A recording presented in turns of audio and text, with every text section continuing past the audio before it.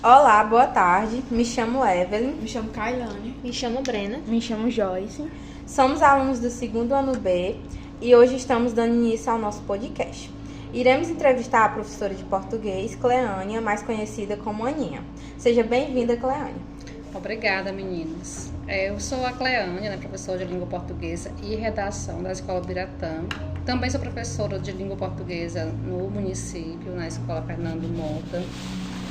E há um tempo já estou na educação e quero também aproveitar a oportunidade de agradecer a vocês, pelo convite. Me senti até muito feliz, por terem pensado em mim e me convidado para este podcast. Você pode contar para nós como foi a sua vida estudantil? Na minha época, quando eu estudava principalmente no fundamental, era tudo bem mais diferente do que a gente vê hoje. Era cheio de dificuldades, muitas dificuldades, financeiras principalmente. Na questão de material escolar era tudo mais difícil, muito difícil, questão de livro, de fardamento, que eu venho de uma família numerosa, de 9 filhos, meu pai é agricultor. A minha mãe era professora, naquela época a professora não tinha um salário digno, ganhava cruzeiro naquela época. E aí a nossa família bem pobre mesmo, tinha muita dificuldade, mas eu tinha, daquela época, muitos sonhos, muito desejo de crescer na vida. E eu via na educação essa possibilidade. Com relação, por exemplo, a material didático, na época a gente não tinha livros. Era copiando mesmo no quadro, muita lousada de dever, muita atividade. E a gente não tinha, como vocês têm hoje, por exemplo, oportunidade de pesquisar pela internet. A gente tinha uma biblioteca muito pequena, muito escassa, com alguns livros, que nossa pesquisa era feita nessa biblioteca da escola. Qual foi a sua motivação para ser professora? E por que você escolheu cursar letras? Desde criança eu já comecei com minhas bonecas, eu dava aula para as bonecas. Daí eu já vim até começando a perceber que era isso, Mas eu venho de uma família de professores, minha mãe professora, minhas tias e primas professoras. Lá na minha casa, quase todos nós somos professores. Eu acredito que isso tem muito a ver. Desde criança que eu via minha mãe planejando aulas, corrigindo atividades. E aí eu acho que isso motivou, eu pensar em ser professora. E o curso de letras, nós aqui da região, naquela época só tínhamos a oportunidade de fazer vestibular em Quixadá. E no período eles ofertavam letras, pedagogia, no outro período eles ofertavam história, física, física e matemática, era tudo junto. E na época que eu tentei o vestibular, foi na época que era letras e pedagogia. Eu optei por letras. Primeiro porque eu amava ler, já gostava muito de ler. E letras para mim seria a oportunidade de eu conhecer mais autores, fazer mais leituras.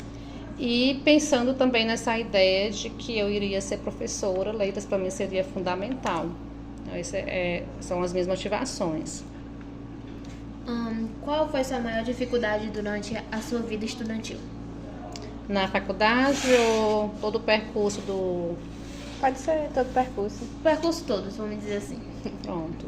Muitas. Desde a questão, como eu coloquei para vocês, financeira, econômica, a questão de não ter muitos recursos, de não ter muitos livros para pesquisas, para leituras.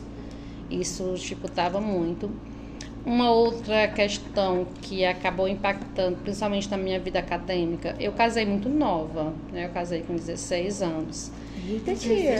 Sério, tia? 16 anos.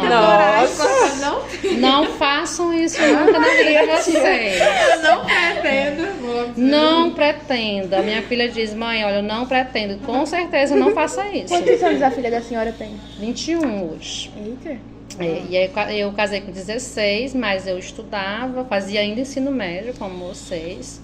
Concluí o ensino médio com 17 anos. E tinha esse desejo de crescer na vida, e eu sabia que era o estudo, e fui para a universidade. Só que com pouco tempo eu engravidei. E aí a coisa ficou séria, né? Mas mesmo assim a senhora não desistiu, né? Não desisti. Fui gestante, fui nos enjoos, fui até os 9. E como era ir para a faculdade estando gestante? Bem mais difícil, gente, olha, é bem mais difícil. Um filho é muito importante na nossa vida, mas assim, no período certo, na época certa. Estudo e filho é muito complicado. Por quê?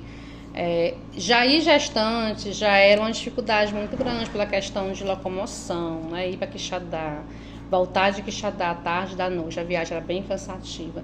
Ficar sentada, que a universidade não é as mil maravilhas, né? A gente fica sentado, escutando o professor, estudando, era bem difícil. E aí, quando a criança nasce, a dificuldade, ela aumenta, né? E aí, a dificuldade maior não foi na gestação, foi quando a bebê nasceu, né? Porque eu tinha que deixá-la já bem bebezinha, 3 meses, ainda amamentando, né? Muitas vezes então, eu tava... a senhora não levava a sua filha? Não, levava não, porque eu ia pra Quixadá, né? Deixava. E aí, às vezes, eu tava dando aula e meus seios começavam a doer. Maria. E eu ficava imaginando, com certeza, a criança em casa, né?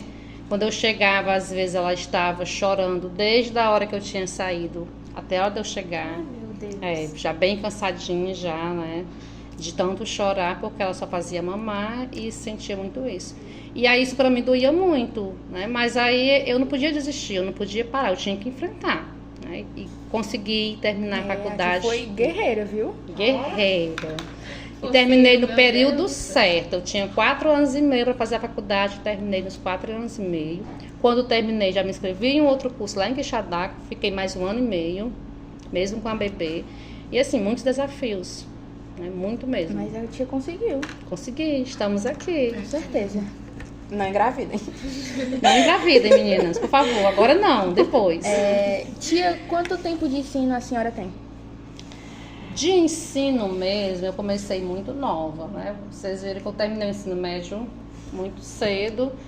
E aí eu penso que aos 18, 19 eu já comecei a substituir professores, né? Muito cedo. Uma vizinha minha era professora e tirou licença e eu fui substituí-la aos 18, 19 anos.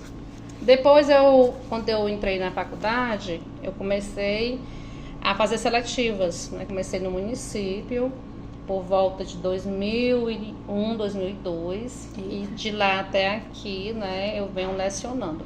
Efetiva mesmo foi a partir de 2007, eu sou efetiva, mas como contratada eu já venho desde 1999, 2000 por aí. Quais outras graduações e especializações você tem? Pronto, quando eu terminei a graduação de letras, eu logo, no mesmo semestre, já tinha me inscrevido para uma especialização em literatura, né, em formação do leitor, em Quixadá. Quando eu concluí, já entrei em uma outra especialização, que era gestão escolar. Aí dei uma paradinha, depois de alguns anos, tentei a seletiva do mestrado, né, e concluí ano passado. E hoje sou mestra em linguagens, graças a Deus, com o sonho ainda de continuar estudando, né, se Deus quiser.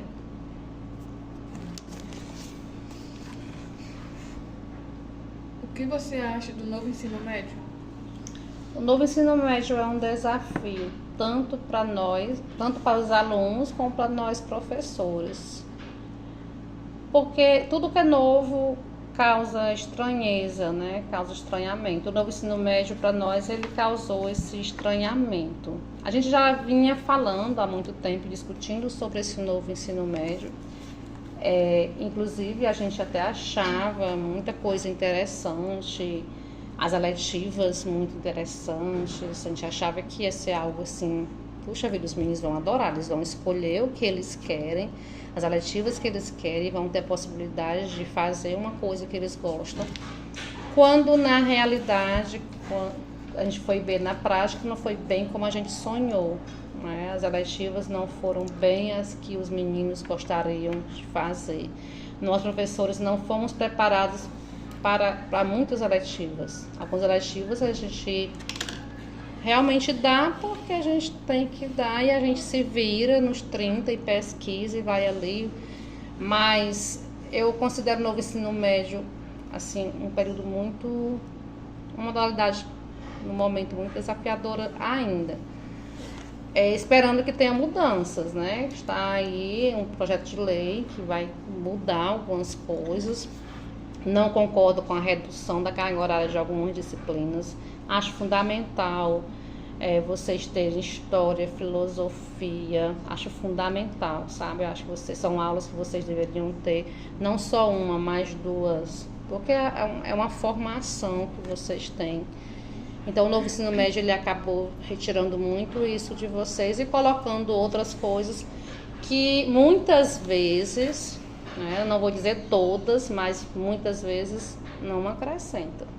Algumas eletivas, sim, né, acrescentam, trazem conhecimento, mas outras eu não vejo muito significado, não, sentido, não. A senhora pretende continuar estudando? Sim, eu pretendo participar de seletivas para doutorado, se Deus quiser, tentar, né, esse doutorado. Aqui na nossa região é bem mais difícil, tanto que muitos professores tentam em outro estado, que tem mais possibilidade, mais vagas, mais chance de passar. Para mim é inviável no momento que eu tenho 2 crianças, fica mais complicado de eu sair daqui para outro estado. E aí eu vou ficar tentando por aqui o UFC, sonhando que a Unilab já abra um doutorado, para tentar, se Deus quiser. O que você acha de diferente na escola? Em que sentido? Assim,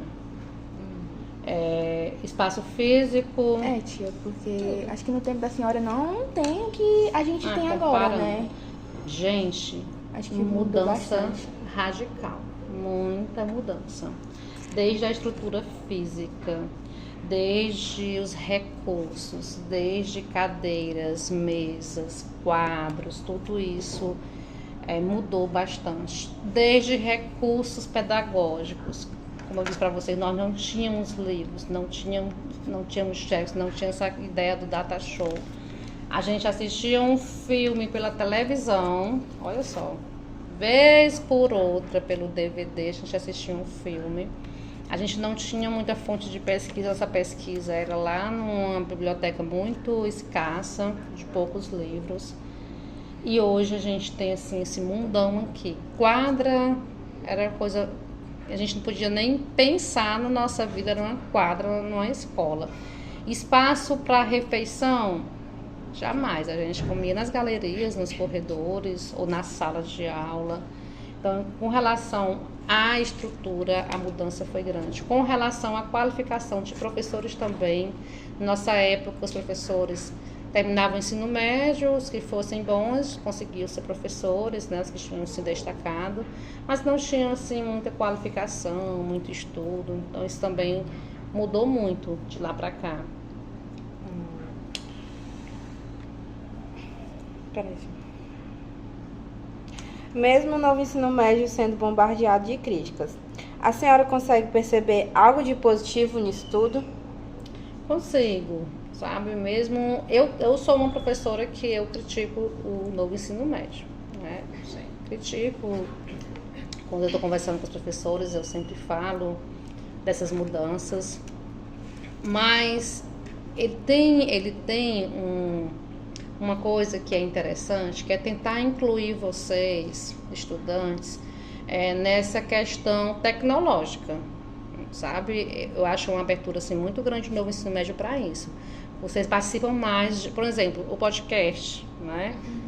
É uma ferramenta, é um novo gênero que vocês estão aprendendo a fazer, estão fazendo, e isso é importante, porque se vocês forem trabalhar futuramente em empresas, vocês vão precisar muito de habilidades como essas.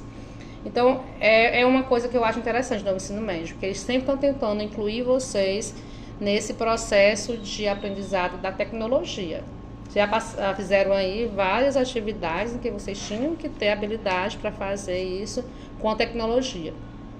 A tecnologia veio para ficar, a gente sabe disso, e que ela só tende, né, a avançar. E é importante de vocês, enquanto alunos do ensino médio, desenvolverem isso aí. Outra questão é que o novo ensino médio procura formar vocês integralmente. Diferente da minha época, que era só, olha, tu aprende português, tu aprende física, tu aprende matemática, tu aprende e pronto. Hoje a gente já trabalha com vocês mais discussões, mais questões sociais, mais questões de humanidade, mais formação desse ser integralmente, né? Não é só aquela coisa, na minha época era só aprender as regras, pronto, sabe? Não tinha essa questão de pensar em você enquanto pessoa, enquanto um profissional, não, era só ali, aprender aquilo ali. E já o novo ensino médio não, ele tenta trazer para vocês essa formação mais de forma integral mesmo. Quais conselhos a senhora daria para os alunos que hoje estão em dúvida do que quer fazer após o ensino médio? E tem muitos, né? Verdade. Muitos. Eu já fiz, assim, uma pesquisa, quando eu pergunto, o que é que, principalmente os meninos do primeiro ano, né, estão muito confusos ainda. Quem está confuso, é preciso que se conheça. Para eu desenvolver alguma atividade, algum trabalho que eu me identifique, é preciso que eu me reconheça primeiro, me conheça. Por exemplo, se eu não tenho afinidade com coisas da saúde, se eu não posso ver alguém tomando uma injeção, não posso ver uma ferida, que eu já fico... Eu, por exemplo, eu não daria para a saúde, eu ficaria nervosa. Então, eu tenho que me autoconhecer para eu saber que aquela profissão não dá para mim. Como é que eu quero ser uma enfermeira, por exemplo, se eu não posso ver sangue, não posso ver um acidente, né?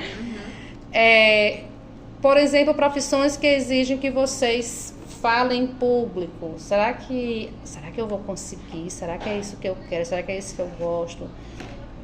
É preciso que eu saiba o meu limite, o que é que... Então é preciso que a gente primeiro se conheça para saber que profissão eu tenho afinidade, que eu tenho, né, que eu possa futuramente desenvolver e que eu possa me dar bem nessa profissão.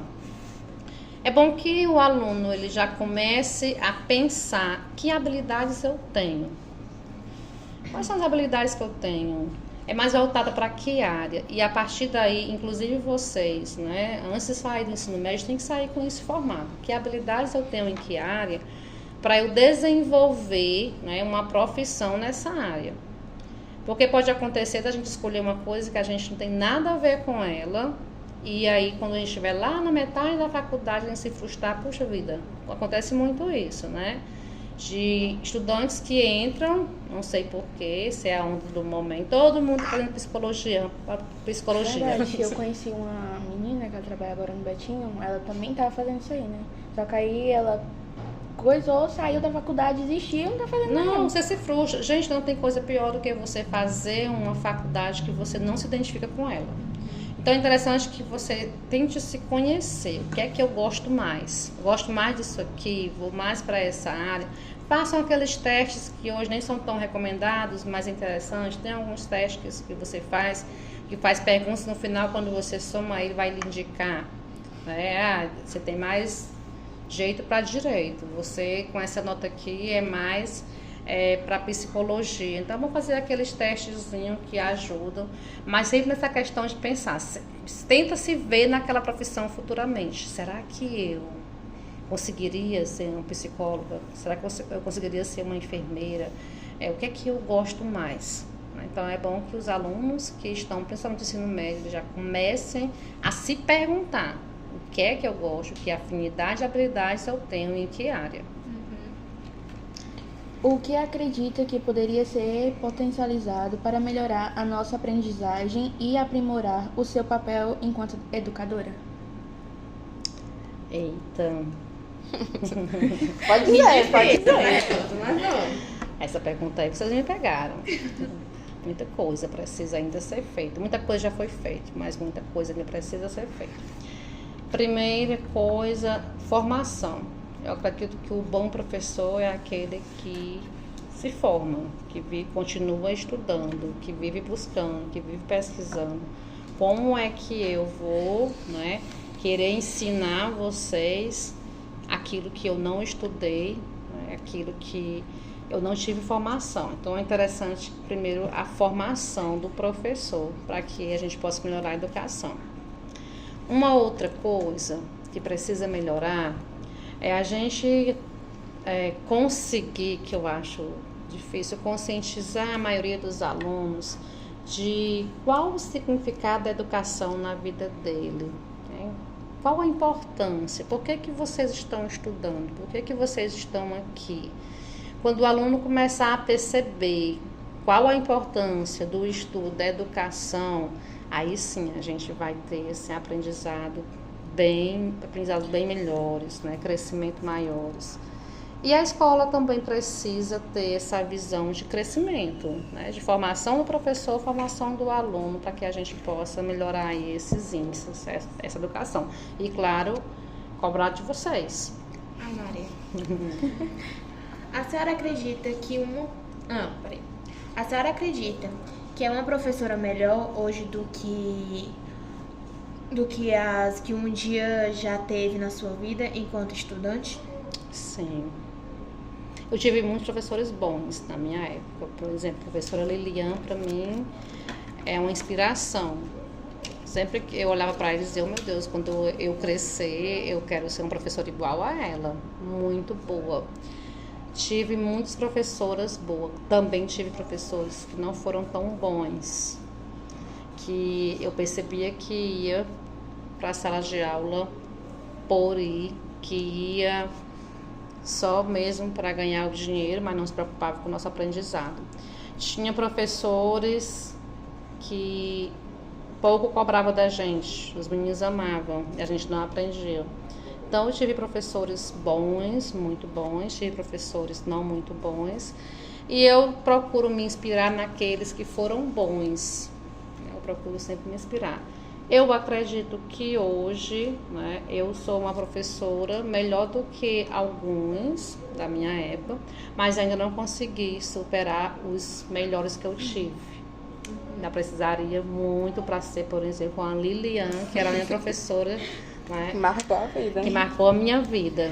E assim, pra você, como é lidar com esses alunos que não vê sentido no estudo, em vir pra escola, vem só por vir, que ficam bagunçando e tal?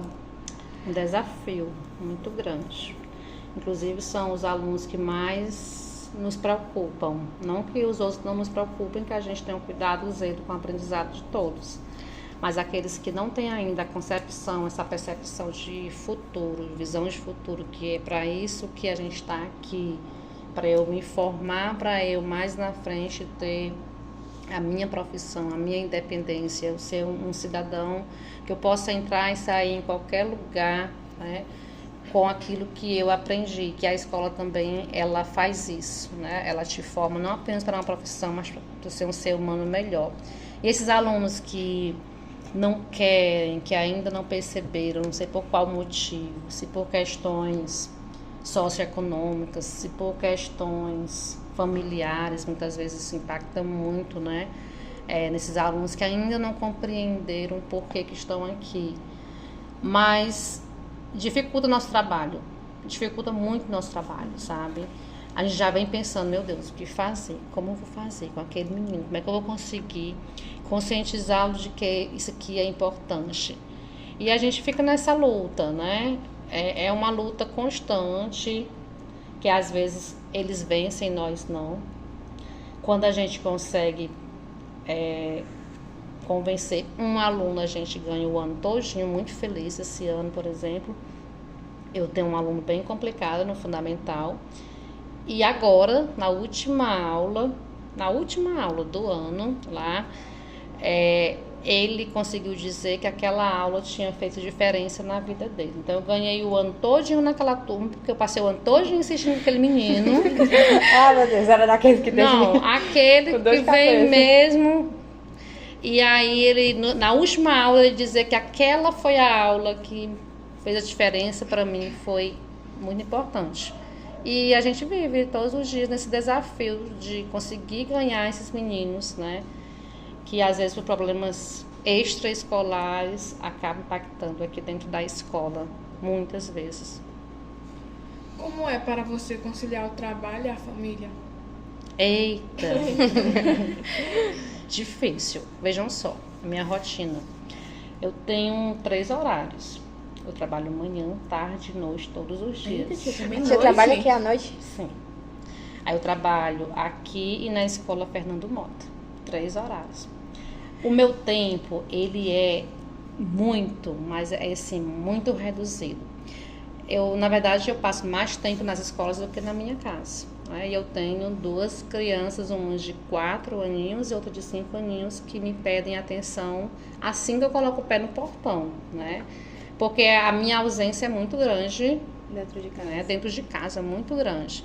Às vezes elas inventam uma dorzinha, inventam que caíram no chão, uma coisa. Às vezes eu estou extremamente cansada, muito cansada. Mas aí eu quero me estressar. Meu Deus, elas passaram o dia todinho sem a minha presença. Isso aqui é um motivo que elas querem para alguma coisa. Aí quando eu coloco no braço, faço um carinho, elas param de chorar, se abraçam. E eu percebo que é uma carência que tem ali. E aí eu preciso fazer tudo muito agendado, sabe? Meu tempo, eu acordo 5 da manhã, vejam só, eu acordo todos os dias 5 da manhã.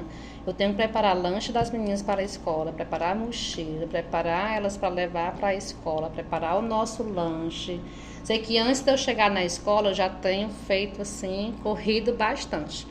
Meu esposo ajuda bastante, muito. Bom, né, tia? Sem ele eu não daria conta, era impossível, porque o tempo não me ajudaria, né? Porque enquanto eu tô aqui com um, ele tá ali com outro, eu tô terminando aqui com outra, ele tá terminando com outra. Sei que a gente fica nessa correria, nós dois, a gente chega já aqui suado, né? E aí eu começo 5 da manhã, venho trabalhar, volto para casa meio-dia, tenho que dar um pouquinho de atenção a elas. Aí venho para cá novamente, chego lá 5h20, quando é 6 e pouco eu tenho que voltar para cá novamente, chego em casa já quase 10 horas. É tanto que minhas meninas não dormem cedo, eu penso que é por conta disso que elas querem aproveitar mais tempo comigo, elas ficam inventando coisas e não dormem. E aí eu preciso de tempo para ler, eu preciso de tempo para pesquisa, eu preciso de tempo para eu escrever, planejar aulas, tudo isso eu preciso, né? Não é fácil, a minha luta ela é muito, muito grande. Quando eu chego aqui já em dezembro, eu já estou realmente muito cansada, né? Mas tentando trazer para vocês sempre, né, coisas novas, tentando pesquisar mais coisas. E nessa luta, ser mãe, ser professora, ser dona de casa, ser estudante, né, não é fácil, mas nós mulheres, nós não desistimos, nós conseguimos, sim, e a gente dá conta. Olha que a gente, faz muita coisa. Às vezes, quando eu chego em casa, eu ainda vou banhar as meninas e fazer a tarefa. Quando elas não deixam o pai delas fazer com elas. Aí eu vou fazer isso. Isso já bem, né? Já feito. Mas aí a gente consegue, a gente vence e dá certo. Bom, para encerrar, vou pedir aquele clichê, a frase motivacional. Deixa eu saber como é. Muito bom, muito interessante. A mensagem que eu deixo, né, para vocês e para todos que vão nos escutar, para nossos estudantes, é que não desistam nunca. Que sonhem, que estudem, sabe? O caminho é esse. Não existe outro caminho para o sucesso se não for o estudo de vocês. Dificuldades irão acontecer, obstáculos irão surgir, muitas pedras no caminho.